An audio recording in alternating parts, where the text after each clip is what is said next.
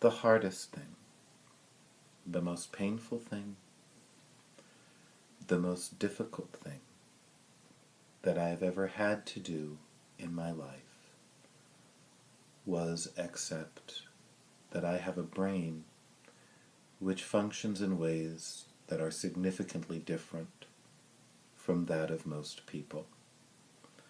That although I was socialized and trained exceptionally well, a lot of that socialization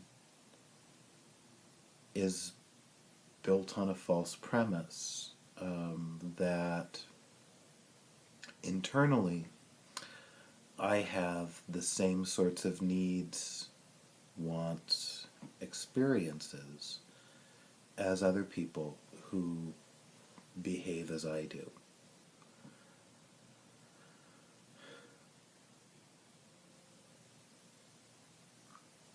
It is comforting, and I recognize that it makes me safe, that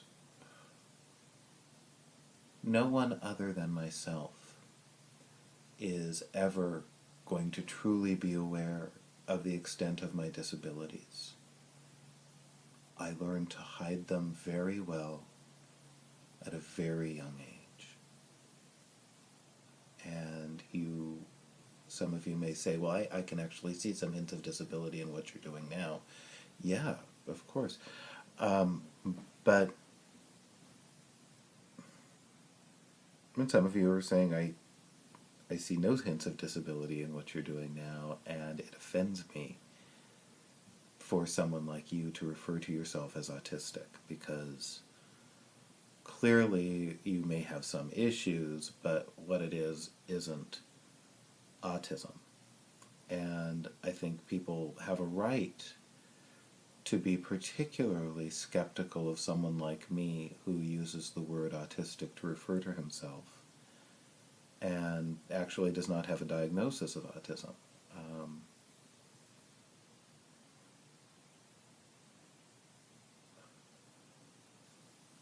And even though I recognize that impacts my credibility with many of you, I am very grateful that my disability is not obvious enough to other people that I ended up with a diagnosis of any kind. And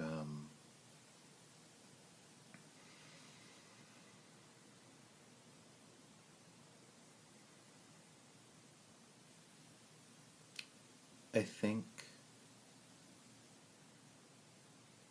it's so difficult to be different.